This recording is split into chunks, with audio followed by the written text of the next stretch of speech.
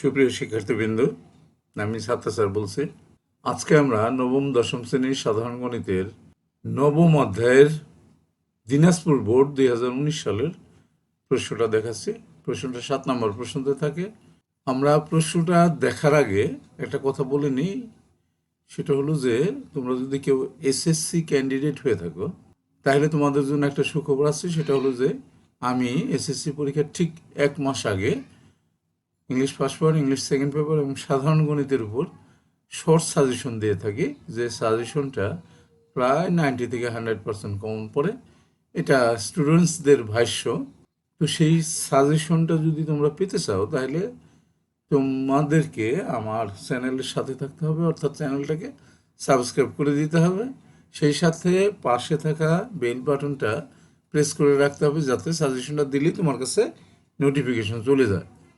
ঠিক আছে, আমরা শুরু করি। প্রশ্নটা আগে দেখে নিই আমরা। 7 নম্বর প্রশ্নটা কি বললো দেখো। sec b equal to x, tan b equal to y এবং cosec a minus cot a equal to 4/3।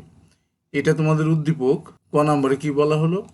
cosec theta equal to 2 হলে tan theta এর মান নির্ণয় করো। তাহলে ক নাম্বারটা আগে আমরা শেষ করে নেই।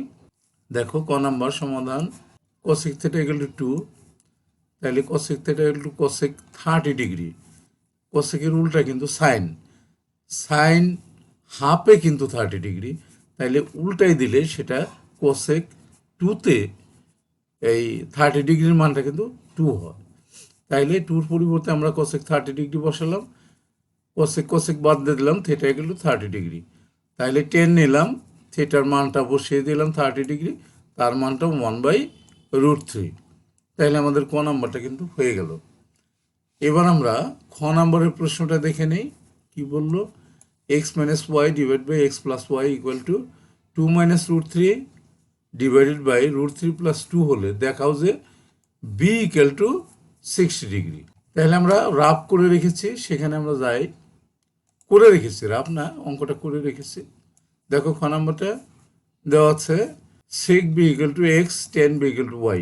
এখন এটা দেওয়া ছিল, এটাও কিন্তু প্রশ্নের মধ্যে খ নাম্বার প্রশ্নের মধ্যে দেওয়া ছিল, আর উপরে যেটা দেওয়া আছে সেটা কিন্তু উদ্দীপক। x minus y divided by x plus y equal to 2 minus √3 R 2 plus √3। এখন আমরা x আর y এর মান বসাই দিলাম। x sec b আর y হলো tan b বসালাম, নিচেও তাই বসালাম। এরপরে আমরা কি করলাম? একটা যোজন বিজন করে দিলাম। দেখো যোজন বিজন করার নিয়মটা নিশ্চয়ই তোমাদের মনে আছে, আমি আগেও বলেছিলাম। উপরে যেটা থাকে সেটা উপরে নিচে আগে লিখব, উপরে যেটা থাকে সেটা উপরে নিচে আগে লিখব, কথাটা ভালো করে খেয়াল করো। আর নিচে যেটা থাকে সেটা উপরে লেখার সময় দেখো এই প্লাস চিহ্ন দিয়ে লিখব, সাইনটা পরিবর্তন হবে না। আর নিচেরটা নিচে লেখার সময় মাইনাস দিয়ে গুণ করে লিখব। দেখো দুটোটা সাইন কিন্তু চেঞ্জ হয়ে গেছে, minus sec b minus 10 b. ডাইন পাশেও কিন্তু তাই, উপরে যেটা আছে সেটা উপরে নিচে আগে লিখলাম, নিচেরটা প্লাস দিয়ে লিখলাম, আর নিচেরটা নিচে লেখার সময় মাইনাস দিয়ে লিখলাম। এটা সাইড নোটটা হবে যোজন বিজন করে। এবার দেখো টেন বি কাটা গেল, নিচে সেক বি কাটা গেল, উপরে থাকলো কি 2 sec b আর নিচে থাকলো -2 tan b। আর এই পাশে দেখো প্লাস √3 -3 কেটে দিলাম, নিচে -2 + 2 কেটে দিলাম।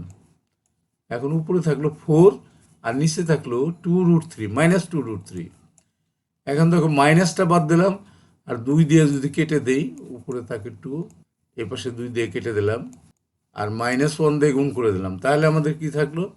sec b by tan b equal to 2/√3। এখন আমরা sec আর tan-কে আমরা সাইন কোসে ভাঙায় নিলাম। sec মানে 1/cos আর tan মানে sin/cos। ডান পাশে যা আছে তাই থাকলো। এবার আমরা ডবল ভগ্নাংশ উল্টাই দিলাম, উপরের ভগ্নাংশটা ঠিক রাখলাম, তারপরে গুণ চিহ্ন দিয়ে নিচের ভগ্নাংশটা উল্টাই দিলাম। cos b কেটে গেল কিন্তু। এবারে দেখো 1/sin b equal to 2/√3। আমাদের শীটটা শেষ হয়ে গেল, পরের শীটে যাই আমরা। দেখো খর বাকি অংশটুকু sin b equal to উল্টাই দিলাম আমরা √3/2।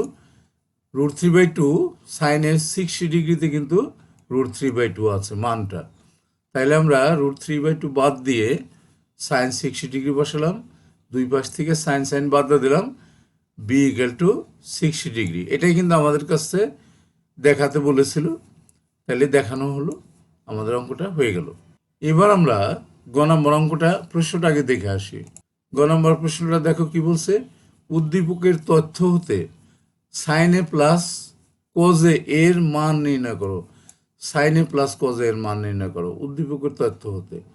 দেখো উদ্দীপকে, আচ্ছা আমরা যেখানে করে রেখেছি সেখানে যাই। দেখো গ নম্বরটা, উদ্দীপকে দেওয়া ছিল কস থেকে মাইনাস কট ইকুয়াল টু 4/3। তাহলে আমরা কি করলাম, আমরা জানি এই যে সূত্রটা 3 নম্বরের মূল সূত্রটা কিন্তু আমরা জানি যে কোসেক স্কোয়ারে minus cot square equal to 1। এরপরে এটাকে কি করলাম, এ স্কোয়ার মাইনাস বি স্কোয়ারের সূত্র ফেললাম, হ্যাঁ, a plus b into a minus b equal to 1। আর এ মাইনাস বির মানটা অর্থাৎ কোসেকে মাইনাস কোটের মানটা কিন্তু 4/3 দেওয়া আছে, তাহলে এই মানটা বসিয়ে ফেললাম 4/3। বাম পাশে গুণ অবস্থায় থাকলে ডান পাশে ভাগে যাবে, নিয়ে নিলাম। এরপরে ডবল ভগ্নাংশ আমরা উল্টাই দিলাম, উপরেরটা ঠিক রেখে নিচেরটা গুণ চিহ্ন দিয়ে উল্টাই দিলাম। তাহলে আমরা আমাদের কস থেকে প্লাস কোটে ইকুয়াল টু আমরা পেলাম 3/4। এটাকে আমরা 2 নম্বর সমীকরণ দিলাম, আর প্রথমটা যেটা দেওয়া ছিল সেটাকে কিন্তু আমরা 1 নম্বর সমীকরণ দিছি। এবার আমরা 1 নং ও 2 নং সমীকরণ যোগ করে আমরা পাশাপাশি যোগ করলাম, হ্যাঁ, বাম পাশেরটা বাম পাশে এবং ডান পাশেরটা ডান পাশে যোগ করলাম। মাইনাস কোটে প্লাস কোটে কেটে দিলাম, 2 cos থেকে ইকুয়াল টু থাকলো, লসাগু করলাম ডান পাশে 12, 16 প্লাস 9। আমাদের শীটটা শেষ হয়ে গেল, পরের শীটে যাই আমরা। দেখো গয়ের বাকি অংশ cos থেকে ইকুয়াল টু 25/24। cos থেকে ইকুয়াল টু 25/24 হলো। তাহলে আমাদের কি হলো, কসেক মানে 1/sin, 1/sin ইকুয়াল টু হলো 25/24। তারপরে সাইন ইকুয়াল টু উল্টাই দিলাম 24/25, ব্যস্তকরণ করে দিলাম। সাইন স্কোয়ার ইকুয়াল টু দুই পাশে বর্গ করে দিলাম, হইল এত। এরপরে আমরা সাইন স্কোয়ারের পরিবর্তে 1 নাম্বার মূল সূত্রের বিকল্প 1 মাইনাস কজ স্কোয়ার থিটা বসালাম, ডান পাশে যা ছিল তাই বসালাম। এবার ডান পাশেরটা বাম পাশে মাইনাস করে নিলাম, আর বাম পাশের মাইনাস কজ স্কোয়ার এ ডান পাশে প্লাস করে নিলাম। এবারে বাম পাশে আমরা লসাগু করে দিলাম, দেখো হর দ্বারা ভাগ লব দ্বারা গুণ, আস্থা সংখ্যা লসাগু দ্বিগুণ, লসাগু হইল 625, 625 অক্ষে 625, আস্থা সংখ্যা লসাগু দ্বারা গুণ, আর হরের সাথে লসাগুর সাথে মিলে গেলে উপরে যা আছে তাই। এরপরে আমরা দুইটা বিয়োগ করলাম, আমাদের থাকলো ডান পাশে নিয়ে আসলাম, এই কস স্কোয়ারকে বাম পাশে আর সংখ্যাটাকে ডান পাশে নিয়ে আসলাম। পুরোটাকে নিয়ে আসছি দেখে কোনো সাইনের পরিবর্তন হয় নাই, বিয়োগ করলে থাকে 49। আমরা এটাকে কি করতে পারি, 7/25 দিয়ে হোল স্কোয়ার করতে পারি, স্কোয়ার স্কোয়ার উঠিয়ে দিলাম, থাকে আমাদের কজে ইকুয়াল টু থাকে প্লাস মাইনাস, রুটের থেকে উঠালেই কিন্তু রুট সরালেই কিন্তু আমাদের প্লাস মাইনাস আসে। এখন প্রশ্ন হলো যে আমরা মাইনাসটা কেন নিলাম, এখানে প্লাসেরটা না নিয়ে মাইনাসটা কেন নিলাম। এটা যদি সূক্ষ্মকোণ হতো তাহলে আমরা এই ইয়েটাই নিতাম, প্লাসেরটাই নিতাম, কিন্তু এটা যেহেতু স্থূলকোণ দ্বিতীয় চতুর্ভাগে আসবে, সেখানে কিন্তু আমাদের মাইনাসটা ধরতে হবে। তাইলে আমরা কি পেলাম, যেটা চেয়েছিল আমাদেরকে সেটাকে বসালাম, কজে প্লাস সাইনে প্লাস কজে। এরপর আমরা মান বসিয়ে দিলাম, দেখো সাইনের মান বসালাম 24/25, আর কজের মানটা বসালাম প্লাসে মাইনাসে মাইনাস 7/25। এরপরে লসাগু করলাম 25, হরের সাথে লসাগুর সাথে মিলে গেলে উপরে যা আছে তাই বলছিলাম, তাই বসলো। 24 থেকে 7 গেলে থাকে 17, আমাদের উত্তরটা হলো 17/25। তাইলে আমাদের উত্তরটা কিন্তু হয়ে গেল, এবং সেই সাথে পুরা সৃজনশীল অঙ্কটা কিন্তু আমাদের হয়ে গেল। আমরা শেষ করব, শেষ করার আগে প্রতিবারে যে কথাটা আমি বলে থাকি সেটা হলো যে তোমরা কেউ যদি আমার চ্যানেলে নতুন হয়ে থাকো এবং আমার পড়ানো যদি তোমার পছন্দ হয়, তুমি যদি বুঝতে পারো, তাহলে তুমি চ্যানেলটাকে সাবস্ক্রাইব করে দিতে পারো, লাইক করতে পারো, শেয়ার করে বন্ধুদেরকে দেখাতে পারো, তুমি কমেন্টস করতে পারো, যে কোনো ধরনের কমেন্টস করলে আমি তোমার কমেন্টসের উত্তর দেবো। আর যারা ইতিমধ্যেই আমার চ্যানেলটাকে সাবস্ক্রাইব করে দিয়েছো তাদের জন্য রইল অসংখ্য ধন্যবাদ। তোমাদেরকে বলবো যে তোমরা প্র্যাকটিস করবা, বারবার প্র্যাকটিস করলে দেখবা যে তুমি পেরে যাচ্ছ এবং তুমি পরীক্ষায় ভালো করছো। ঠিক আছে শিক্ষার্থীবৃন্দ, পরিশেষে সকলকেই পরবর্তী লেসন দেখার আমন্ত্রণ জানিয়ে এখানে শেষ করছি। খোদা হাফেজ।